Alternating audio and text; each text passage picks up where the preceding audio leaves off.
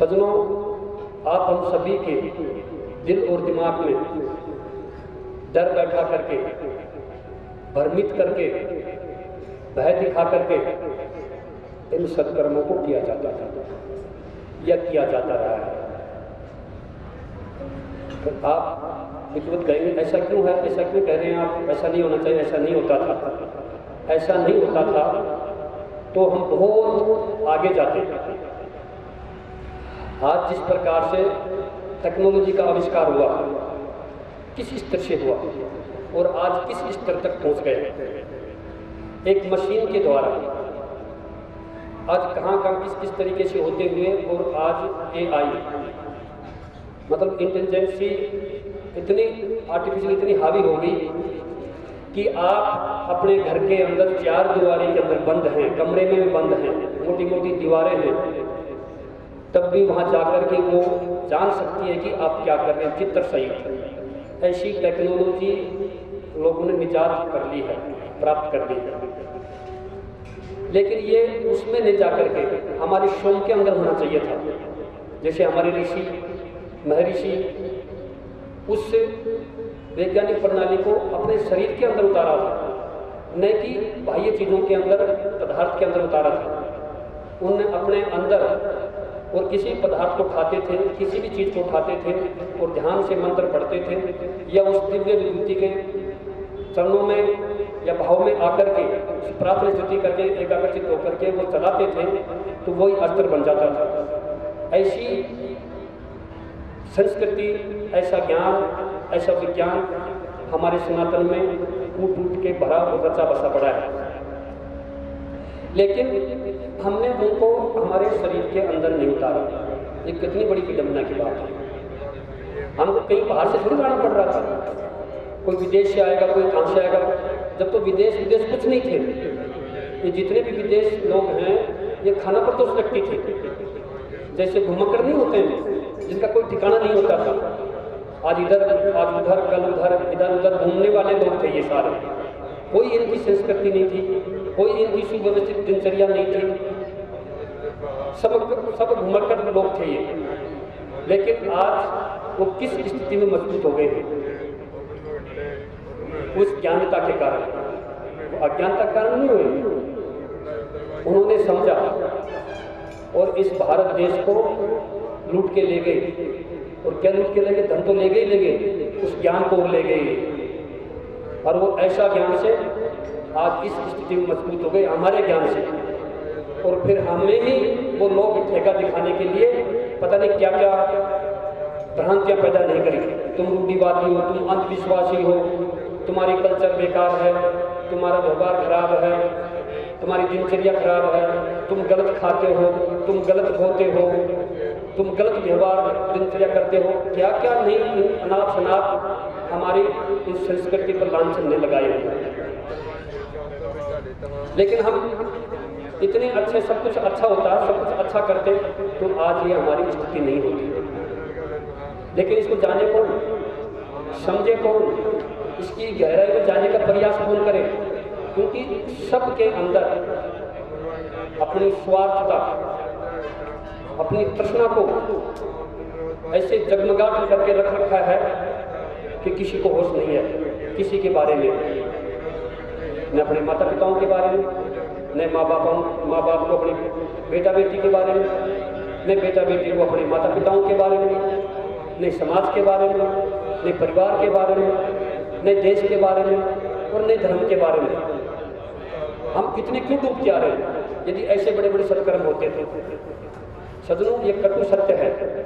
बुरा जरूर लगता होगा किसी को भी सुनने में, लेकिन मेरे को सुनाने में बुरा नहीं लग रहा है, क्योंकि मैं महसूस कर रहा हूँ उस चीज़ को कि हम कितने बटे और कटे हुए थे उस टाइम में। कितनी भयंकर छुआछूत थी, कितनी भयंकर भेदभाव था। मतलब कैसे लोग थे वो कि ज्ञान रखते हुए भी लोगों को एक नहीं कर सके। समाजों को बांट के रखा, परिवारों में तोड़ फोड़ रखी, हर युवा व्यवस्था को बिल्कुल एकदम ऐसे विचलित कर दिया है कि आज का सनातनी युवा ठगा महसूस कर रहा है कि मैं जाऊं तो किधर जाऊं। सब आपाधापी की ओर में लगे हुए हैं।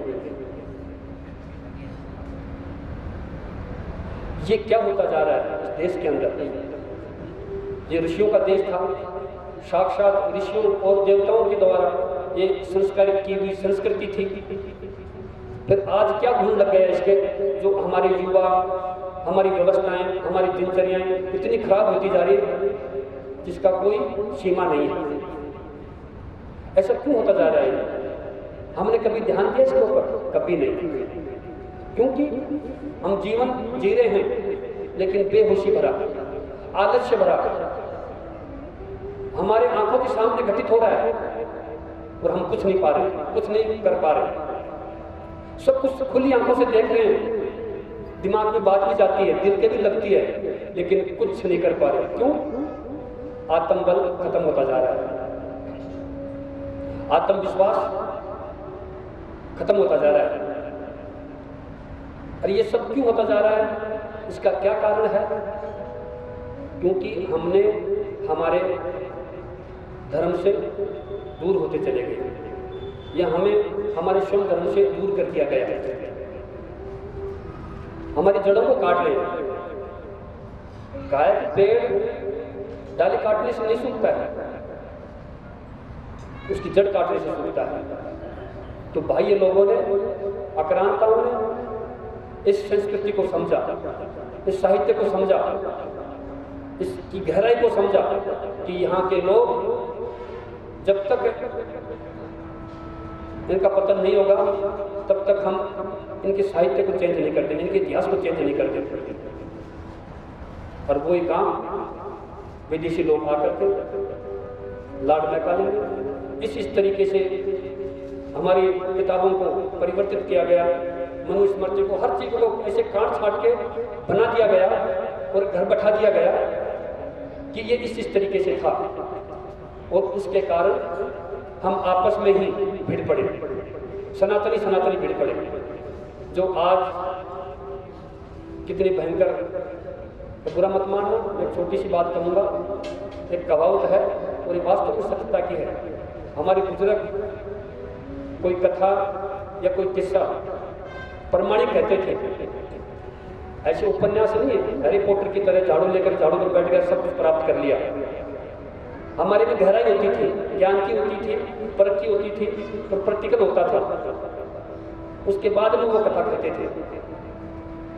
और विदेशों की तरह नहीं उपन्यास, ये अपनी चीजें देख देख करके उन्होंने इस तरह लिख दी कि हमारे लोग भी जो इंग्लिश मीडियम पढ़ने वाले हैं सब उपन्यास पढ़ते हैं। हमारे धार्मिक उपनिषद, वेद, शास्त्र, ऋचाएं ये नहीं पढ़ते, स्मृतियां नहीं पढ़ते हैं वो, क्योंकि एक आपाधापी का युग चल रहा है। और क्या चल रहा है? बस आधुनिकता, इस पाश्चात्य संस्कृति की दौड़ में सम्मिलित होने की होड़ के कारण ये सब चीज बिगड़ती जा रही है। हमारे सद्गुणों के अंदर कितनी गिरावट आई है, हमारे सदाचरणों के अंदर कितनी निरंतरता से ध्वंस हो रहा है, ये आप सभी हम देख रहे हैं, लेकिन फिर भी कुछ नहीं कर पा रहे। ये सब क्यों होता जा रहा है, क्यों बढ़ता जा रहा है? वो इसी से बढ़ता जा रहा है कि हम हमारे स्वयं धर्म को नहीं जान रहे हैं, नहीं समझ रहे हैं, नहीं पढ़ रहे हैं। हमने हमारे धर्म को सही तरीके से पढ़ा ही नहीं, और पढ़ भी लिया तो सही तरीके से समझा नहीं, और समझ भी लिया तो सही तरीके से जीवन में पालनता के लिए उतारा नहीं। हमारे जीवन में हम लाए नहीं संस्कारों को, सब कुछ जान करके भी और अनजान बन करके, या यूं कहिए कि हम सब कुछ जानकारी रखते हुए भी लोगों को भ्रमित कर, भय बैठाकर और अपना उल्लू सीधा कर देना, अपनी स्वार्थ पूर्ति कर देना। और ये हमारे सभी, मैं 1-2% को नहीं छोड़ के 99% कह सकता हूँ कि हमारे साधु संत आचार्य सब इसमें लिप्त हैं।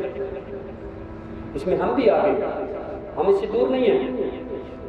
आज किस प्रकार से प्रश्नवादी आचार्य साधु संत ऐसे हो गए हैं कि सबको भूख लगी है, सिर्फ धन की चाहत, महल माल में बनाने की चाहत, अपने मान बढ़ाई की चाहत। सज्जनों, ये हमारी संस्कृति में कभी भी नहीं हुआ करती थी। ये स्वतः ही मिलती थी, अपने आप ही, बिना मांगे।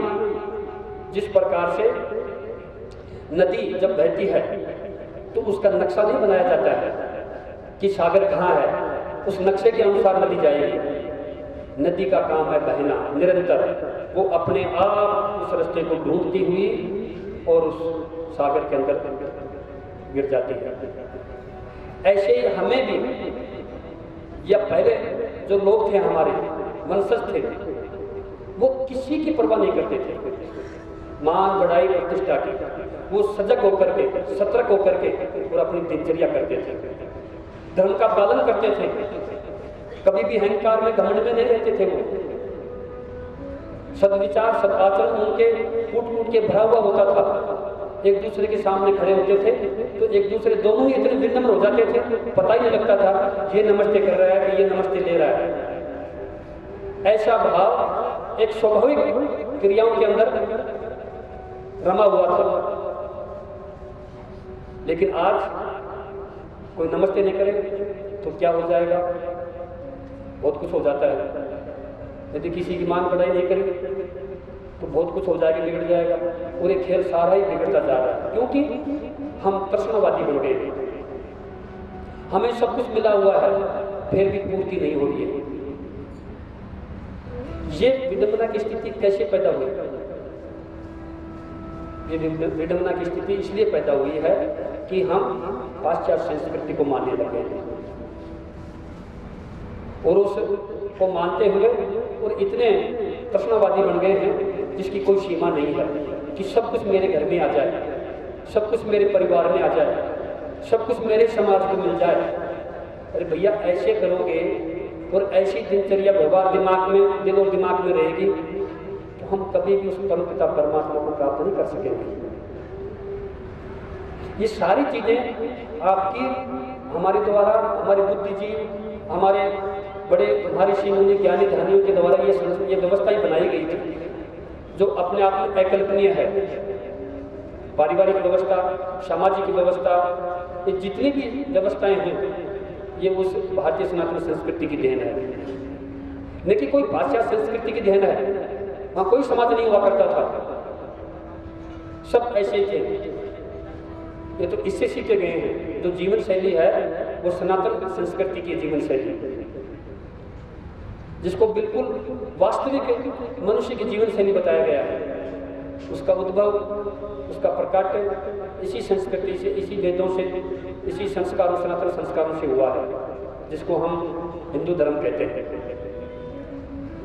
लेकिन आज हम किधर जा रहे हैं, किधर दिख रहे हैं? चारों तरफ देख रहे हैं वैर भाव है, लड़ाई झगड़े हो रहे हैं। आप देख रहे हो देश दुनिया कैसा माहौल बना हुआ है, कोई संतुष्ट नहीं है, सब विस्तारवादी बने हुए हैं, कोई आतंकवादी बन रहा है। तो ये सब चीजें क्यों बढ़ती जा रही हैं? सज्जनों, ये एक षड्यंत्र चल रहा है, ये कुछ चक्कर चल रहा है एक बहुत तगड़ा, और हम समझ नहीं पा रहे हैं। अपने अपने में भेद करके और हमको दूर कर दिया गया है। सज्जनों, हमको दूर नहीं होना है। सबका एक दूसरे से बहुत गहरा संबंध होता है। एक जीव अपना भरण पोषण नहीं कर सकता जब तक दूसरा जीव नहीं होगा। ऐसे ही एक आदमी अपनी पूर्ति नहीं कर सकता जब तक दूसरा आदमी नहीं होगा। एक दूसरे समाजों से हमें जरूरत पड़ती है, एक दूसरे परिवारों से, व्यवहार से, संस्कार से हमको सब कुछ मालूम पड़ता है, सीखना पड़ता है, व्यवहार करना पड़ता है। लेकिन हम ये सब चीज खत्म सी होती जा रही है आपाधापी की इस खेल के अंदर और मृग तृष्णा के अंदर। जैसे एक मृग, एक हिरण की नाभि के अंदर किस्तूरी होती है और वो जंगल में भटकता रहता है उस किस्तूरी की खुशबू को प्राप्त करने के लिए।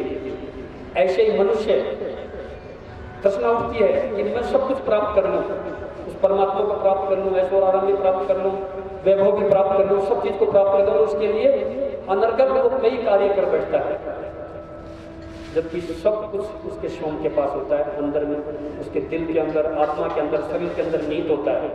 और वो सब कुछ होता है संस्कारों। हम संस्कार नहीं सीखते हैं, इस वजह से हम इधर उधर भगे फिरते रहते हैं कि कुछ यहाँ मिल जाएगा, कुछ वहाँ मिल जाएगा। ऐसा कुछ भी नहीं है। जब तक हम सजग होकर के कोई कर्म नहीं करेंगे, सतर्क होकर के कोई कर्म नहीं करेंगे, जागृत होकर के कोई कर्म नहीं करेंगे, तब तक हम ऐसे ही रहेंगे। सजनों, कोई सोच भी नहीं सकता था कि इस घोर कलिकाल के अंदर इतना बड़ा सत्कर्म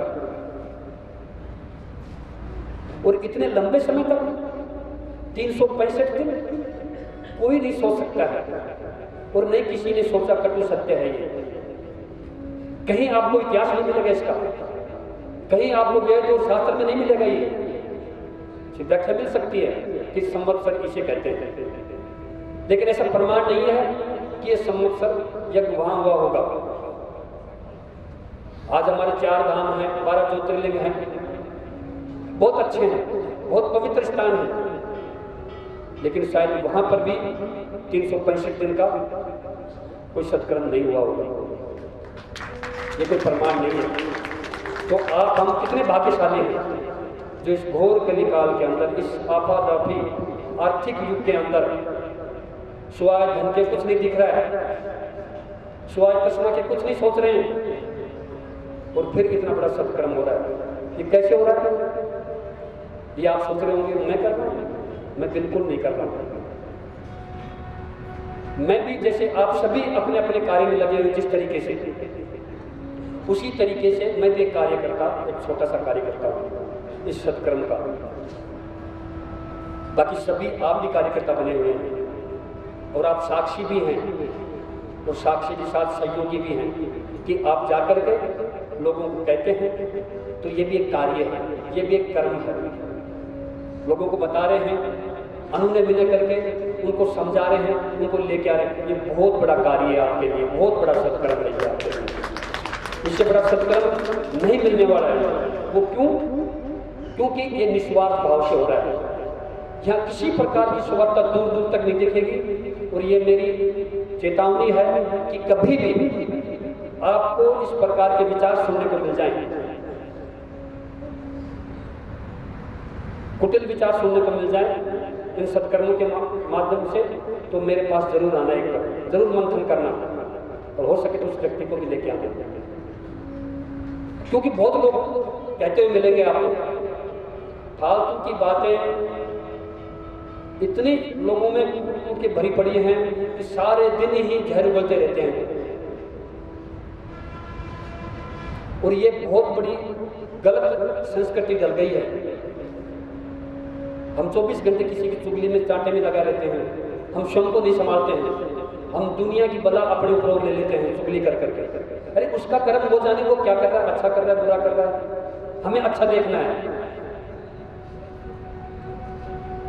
लेकिन ये हमारी व्यवस्था नहीं हो रही है। वो इसी वजह से नहीं हो रही है क्योंकि हम हमारे सही धर्म को सही तरीके से पढ़ा नहीं, पढ़ा है तो सही तरीके से समझा नहीं, वो समझा है तो हमने हमारे जीवन में नहीं उतारा है। सिर्फ दुनिया को भय बताकर, डर बैठाकर और अपनी स्वार्थ पूर्ति कर रहे हैं, और एक इमोशनल कार्ड खेल रहे हैं कि भगवान से मिला देंगे आपको। सतगुरु आ रहे हैं, आज उनका सत्संग है यहाँ, सतगुरु आ रहे हैं, सतगुरु आ रहे हैं। ये बेमतलब की बातें सतगुरु दिल में बैठा बैठा करके इन्हें कितना वर्चस्व कर लिया। हर 25 किलोमीटर 20 किलोमीटर पर अनाप शनाप जमीन इकट्ठी कर रखी है। भाई इतना ही बड़ा सतगुरु है और इतना ही बड़ा ज्ञानी धानी है, तो उसको जमीन इकट्ठी करने की क्या जरूरत है? हजारों करोड़ों बीघा हमारे ऋषि तो नहीं करके गए ऐसा, हमारे देवता तो नहीं करके गए ऐसा, फिर ये क्यों लगे हुए? सजनों, ये एक चाल है और हम इस चाल में फंसते जा